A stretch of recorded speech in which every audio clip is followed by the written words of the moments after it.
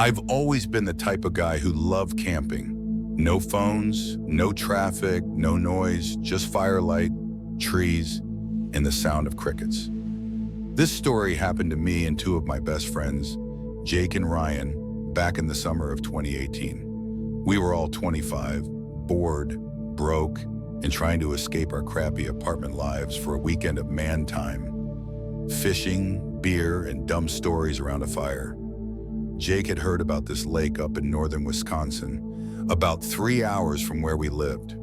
It wasn't one of those popular camping spots with boat rentals and picnic tables. This was deeper into the woods, practically off-grid. He found it on some forum for undiscovered fishing spots. That should have been the first red flag. We packed our tents, some food, fishing gear, a portable grill, and way too much beer, and left early Friday morning. The drive was long but scenic. Dense pine trees, winding dirt roads, and that quiet you only get when cell service drops to zero. By the time we reached the turnoff Jake marked on his GPS, the sun was low and the air smelled like rain and pine. The dirt trail we drove on barely looked like a road anymore, just 2 tire tracks disappearing into the forest. After 20 minutes of bumping and sliding through mud, we finally saw the lake. It was beautiful, calm, still, and surrounded by towering trees. Not another person in sight, the kind of place you'd see in a postcard or in the first act of a horror movie. We set up camp near the edge of the water, 2 tents, 1 fire pit, and our cooler close by. Everything felt perfect until night fell. The forest got dark fast, like someone just shut off the world. We sat around the fire, drinking and talking trash about old friends, the usual campfire banter. But every so often, one of us would stop mid-sentence and glance toward the lake. It wasn't anything obvious, just something felt off. The sound of the water would stop. The frogs and crickets would go silent for a few seconds, then start again. Around midnight, Ryan was the first to mention it. "Do you guys see that?" he said, squinting across the lake. At first I didn't, but then Jake pointed too. On the other side of the water, maybe 200 feet away, there was a small flicker of light. It looked like another campfire. "Guess we're not alone," I said. Jake frowned. "There's no marked site on that side, it's just woods." We shrugged it off. Maybe some other campers found it the same way we did. But as we watched, the fire flickered strangely. Too bright, too dim, like it was moving. Then it vanished completely. "Must have gone out," Ryan said, though his voice sounded unsure. We went to sleep soon after, the sound of wind and water lulling us. But around 3 a.m., I woke up. Someone was walking outside our tent. I heard slow, heavy footsteps in the dirt. Crunch, crunch, crunch, circling around. I thought maybe it was Jake, but then I heard snoring coming from his tent. Ryan too. Whoever it was stopped near the fire pit. I could hear breathing, not animal breathing, human. Then just as suddenly, it was gone. The footsteps faded toward the trees, and the forest went silent again. I didn't sleep the rest of that night. In the morning, I told the guys what I heard. Ryan laughed, said I was drunk and imagining things. But Jake looked uneasy. He said he found footprints by the fire pit, barefoot, large and fresh. We checked all around camp, but the prints disappeared near the tree line. Later that afternoon, Jake suggested we take the canoe we brought and paddle across the lake just to see if anyone was camping there. The water was calm, almost too calm. As we got closer to the other side, I started to feel this weird heaviness, like the air itself got thicker. We found a small clearing near the opposite shore, but there were no tents, no campfire, no people. Just ash, a small pile of burned wood in a circle, still warm, but no signs of anyone having been there recently. And then Ryan noticed something. Above the ash, hanging from a low branch, was a wooden carving. It looked like a crude human face, Mouth open in a scream, eyes hollow. The string it hung from was made of what looked like hair. I remember Jake muttering, "Dude, that's not right." We didn't stick around long. That evening, the atmosphere changed completely. The forest felt wrong, like it was watching us.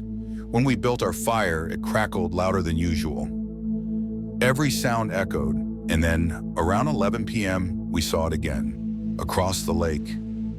Another fire, same spot as before, but this time we saw someone, a dark figure standing beside the flames, not moving. Too tall, too still. We shouted, "Hey, you good over there?" But the figure didn't react. Then the light flickered out again, and the figure was gone. We decided to stay up together that night, just in case. Around 2 a.m., we heard movement from the woods behind us. Not footsteps this time, dragging, like someone pulling something heavy through the dirt. Ryan grabbed a flashlight and pointed it toward the noise. For a split second, we saw eyes. Not glowing animal eyes. Human eyes reflecting the light. Wide open, staring back at us from behind a tree. Ryan dropped the flashlight. When he picked it up again, the eyes were gone. We packed up the next morning without saying, "Mom." None of us ate. None of us spoke about what we saw. But as we were loading the car, Jake froze. "Guys," he said quietly. Right on the edge of camp, near where we parked, was a fresh footprint. Same size as before. Barefoot, only this time it was pointing toward the car. We were supposed to leave, but Ryan insisted on one last night. Said we were overreacting. So we stayed. That was the biggest mistake of my life. Around midnight, the temperature dropped. The fire barely stayed lit. Jake kept glancing toward the lake, muttering, "It's there again." Sure enough, across the water, the fire flickered back to life. But this time the figure wasn't alone. There were 3 of them, standing side by side, unmoving, facing us. We were frozen. No one said a word. Then slowly one of the figures stepped forward, right to the edge of the lake, and walked into the water. The others followed. They didn't stop. They didn't splash. They just walked straight in until the water covered their heads. The lake went still. The fire went out. And then the sound started from somewhere beneath the surface. Faint at first, we heard knocking, like someone banging on the bottom of a boat. Then louder and louder. Jake whispered, "We need to go." But before we could move, the sound stopped. The water rippled and something came up. Not all the way, just enough for us to see a head. Pale skin, open mouth, black, empty eyes. It was right in the middle of the lake, staring at us. We ran, didn't even pack, just jumped in the car and drove until we found a gas station 2 hours away. None of us said anything until we were halfway home. Ryan tried to laugh it off, said it was probably just someone messing with us. But Jake never went camping again. He moved to Arizona a month later. Sometimes late at night I still hear it, that faint knocking sound, like something tapping under the floor. I tell myself it's just pipes, but then I remember the footprints and how they were pointing toward me. When I was 13, my parents took me and my little brother Tyler on a camping trip to a place called Cedar Hollow, a small forest park somewhere in upstate New York. It wasn't our first camping trip, but it's the only one I'll never forget, and not for the right reasons. That weekend changed the way I feel about the woods forever. Even now, 15 years later, I still can't stand the sound of laughter echoing in the dark. It was late July 2009. My mom had recently gone on this let's reconnect with nature kick. She read somewhere that families who camp together bonded better. My dad, being the kind of man who would rather fix an air conditioner than hike, reluctantly agreed. We loaded up our old blue minivan and drove about 4 hours north to Cedar Hollow campgrounds. The area was small, mostly empty that weekend, just a few other campers scattered around. There was a lake, a ranger station that looked abandoned, and endless pine trees. We pitched our tent near the edge of the woods, right beside the tree line. Tyler was 8 at the time, a loud, hyper kid who thought everything in the woods was awesome. That first night, we roasted marshmallows and told stories. Tyler tried to tell a ghost story he made up about a girl who drowned in the lake. It was cute, until around midnight when we actually heard something near the lake, a sound that at first I thought was an animal. But the longer I listened, the more it sounded like laughter. It was faint, like a child's giggle echoing from across the water. I remember my mom whispering, "Someone's still awake out there?" But there wasn't anyone camping on the other side. It was just woods. The sound came and went for about 15 minutes. Then it stopped. We went to bed, but I couldn't sleep. Sometime later, maybe 2 or 3 a.m., I woke up to that same laughter again. Only this time, it wasn't across the lake. It was right outside our tent. I froze. It was a soft, high-pitched giggle, like a little girl playing hide and seek. Then a voice. "Can you come out and play?" I remember my stomach dropping. I didn't say a word. I just stared at the tent wall, seeing the faint shape of a small shadow moving slowly behind it. The giggle came again, closer, then a whisper. "You're not sleeping, are you?" I must have passed out at some point from fear, because when I opened my eyes again, it was daylight. At breakfast, I told my parents what I'd heard. Mom said it was probably some other kid from a nearby campsite. Dad just shrugged and told me to stop reading scary books before bed. But when we asked the ranger later that day if there were any other families with kids around, he shook his head. "Nope. Only you folks and that older couple in Site 3, he said. He paused, then added, "But stay close to your site, okay? Don't wander too far. We had a report of coyotes last week." That didn't make me feel better. Later that afternoon, Tyler and I were exploring near the woods when he stopped suddenly. "Did you hear that?" he whispered. At first, I didn't. Then, faintly, somewhere between the trees, came a single soft laugh. Tyler grinned. "It's that girl again." Before I could stop him, he ran toward the sound. I chased after him, calling his name, but he was fast. The woods swallowed him. When I finally caught up, he was standing in a small clearing looking around. "Where'd she go?" he asked. There was no one there, just trees, and something else. On the ground near his feet was a small stuffed rabbit. It was old, dirty, waterlogged, one eye missing. Tyler picked it up, but I grabbed his arm. "Don't touch that," he frowned. "It's just a toy." We brought it back anyway, and that's when things started to get worse. It rained that evening, so we stayed inside the tent, playing cards with flashlights. Around 10 p.m., we heard footsteps outside, light ones, like a child running circles around the tent. My mom thought it was Tyler at first, but he was sitting right beside her. The footsteps stopped, and then we heard it again, that giggle. Except this time, it wasn't playful. It sounded mocking, like someone laughing at us, not with us. Then something tapped the outside of the tent 3 times. Tap, tap, tap. Tyler started crying.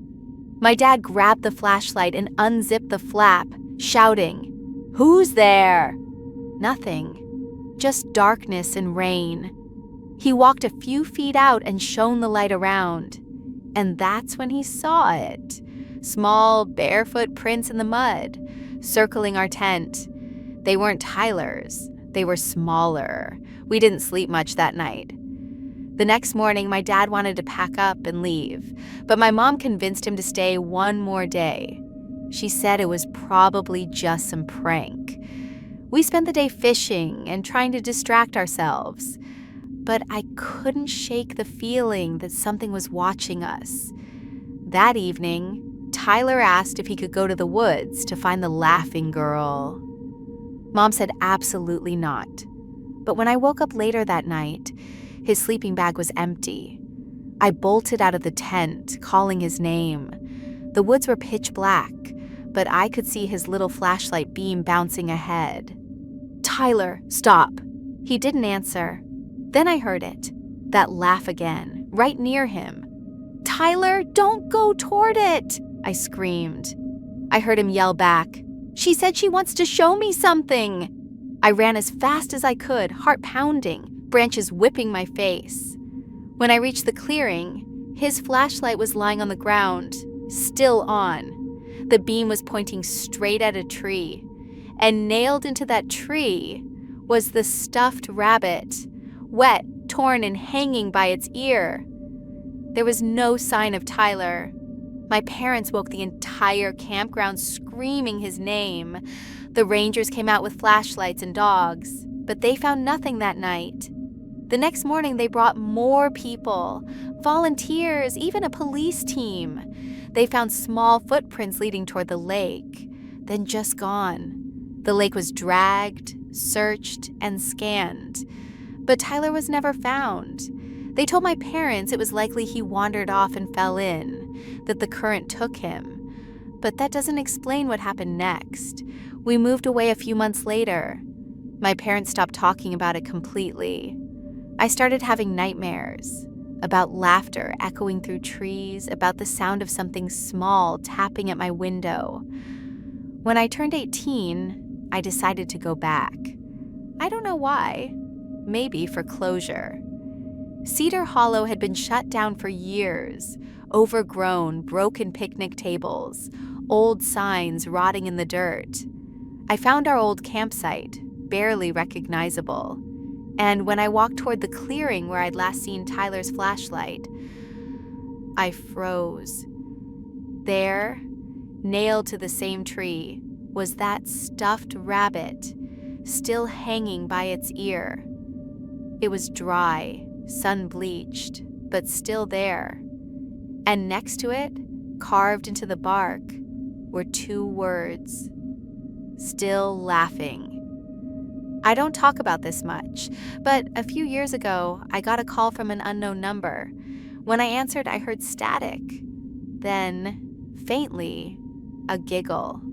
A little girl's voice said, "Wanna play again?" I threw my phone across the room. Every year, around late July, I hear it again. Sometimes faintly from outside my window. Sometimes from the woods near my new house.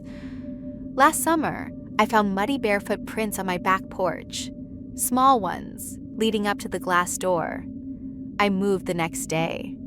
But even now, when I close my eyes, I still hear it. That soft, innocent giggle that turns into something twisted.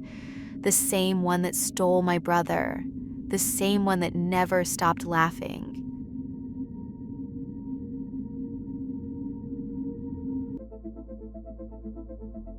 You ever hear a story so weird that it sounds made up until you realize you were part of it? That's what happened to me and my friends one summer night in 2017. We were 5 idiots in our early 20s. Me, Ethan, my girlfriend Jess, and our friends Logan, Aaron, and Mia. We all grew up in Ohio, where there's not much to do except drink, drive out into the woods, and scare each other. So when Logan told us about a place called Black Hollow Camp, we didn't think twice. He said it used to be a summer camp back in the 80s, shut down after a series of disappearances. The legend was that if you went there after midnight, you'd see strange floating lights in the woods, and if you followed them, you'd never come back. It sounded like total BS, so of course we went.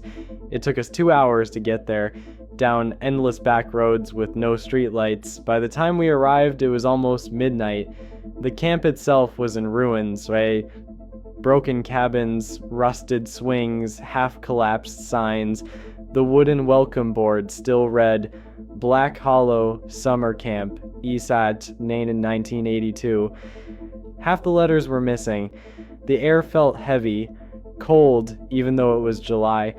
We parked near the old lake and started setting up a small fire pit. Logan brought beer. Mia brought a speaker. We were laughing, joking, doing everything people do in the first 10 minutes of a horror movie. Then Aaron said something that killed the mood. You guys ever think about how many people actually went missing here? Jess rolled her eyes. Oh my god, Aaron, it's an urban legend. But Logan, who loved this creepy stuff, grinned. Actually, they said a group of campers followed the lights into the woods one night. None of them were ever found. Not their gear, not their bodies, nothing. I laughed. And you believe that? He shrugged.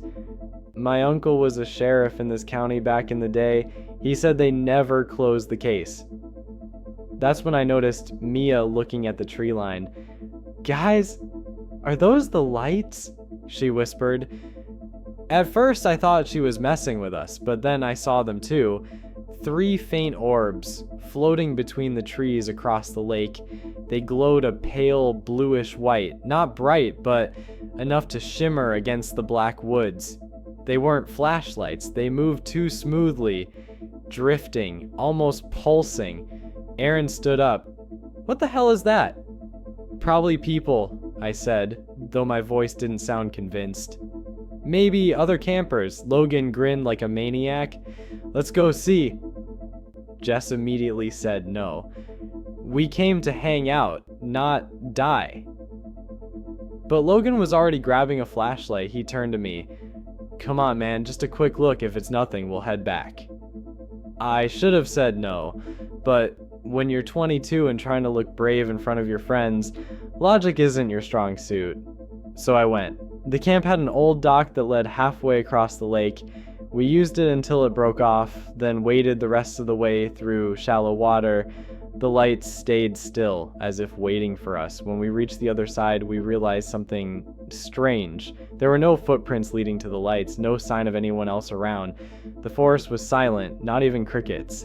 We moved slowly, flashlights cutting through the fog. The lights hovered deeper in the woods, bobbing gently like lanterns in the wind. Probably swamp gas, Aaron said nervously. Swamp gas doesn't move like that, Logan muttered. Then one of the orbs drifted toward us. We froze. It came within maybe 10 feet before suddenly rising straight up and vanishing behind the trees. That's when we heard it, a faint humming, almost like someone whispering through static. Jess grabbed my arm. Ethan, let's go back. We turned around, and that's when I realized something that made my stomach drop. The lake was gone. Behind us wasn't water anymore, it was just trees. Endless, dark, silent trees. We walked for what felt like half an hour in the direction we came from, but the lake never appeared. It was like the woods had changed. Aaron started freaking out, shouting for Mia, who had fallen behind, but she didn't answer. We turned our flashlights in every direction, nothing but fog. Then out of nowhere, a voice called out. Soft, female. Mia? Jess's eyes went wide. That's her. But something about the tone was wrong. It didn't sound panicked. It sounded calm, rehearsed. Mia! Logan shouted. The voice called again, closer this time. I'm here. We ran toward it. The light of our flashlights caught movement, someone standing behind a tree. But when we got closer, it wasn't Mia. It looked like her silhouette. Same hair, same shape, but her head tilted at an unnatural angle, too far to the side, and her face was blurred, like when a camera lens won't focus, just a smear of gray. Then she laughed, not a playful laugh, but more like a deep, hollow sound echoing through the woods. We ran. We didn't stop until we saw light again, campfire light. We stumbled back into camp, soaked and shaking, except something was wrong. Our fire was still burning, but the logs were fresh. The tent was gone, and there was no car. It was like someone had reset the campsite. "Where the hell are we?" Aaron whispered. Logan was pale. "I think we're still there." "What do you mean?" He pointed toward the lake. Across the water, we saw them. 5 figures standing side by side near the shore, each one holding a small glowing light, and they weren't moving. We started backing away, but one of the lights detached and floated toward us. That's when Jess screamed. Because the light wasn't floating, it was being carried by something tall, thin, and completely black. It moved silently, fast, almost gliding. We bolted into the woods. I don't remember much after that, just flashes of fog, branches tearing at my arms, that low humming following us. Eventually I tripped and hit the ground hard. When I looked up, I saw headlights. Our car. We were back in the parking lot. It was dawn. We didn't talk the whole ride home. Mia was gone. We reported it to the local sheriff's office. Told them she got lost in the woods. They searched for a week. Yeah, dogs, drones, volunteers, no trace. A month later, her mom called me crying. Someone had mailed her a small brown box with no return address. Inside was a Polaroid photo, like old, faded. It showed a group of kids at a summer camp standing by a lake. One of them was holding a glowing orb, and behind them in the trees were 5 dark silhouettes. On the back of the photo, in shaky handwriting, were 3 words: "Don't follow them." I tried to move on. Jess and I broke up. Logan stopped answering calls. Aaron went to therapy. Then last summer, I was driving home late and passed a wooded area off Route 13. Through the trees, I saw a faint light, blue-white, floating. I slowed down, and for a split second, I saw Mia standing just beyond the trees, smiling. Then the light blinked out. Sometimes I dream about Black Hollow, the fog, the hum, those faceless things that carried the lights, and every time I wake up, my phone has a new notification, an airdrop request from an unknown sender. It's always the same image. That lake, those lights, those silhouettes. I never accept it because I know the moment I do, as I'll start seeing the lights again. And next time I might not come back.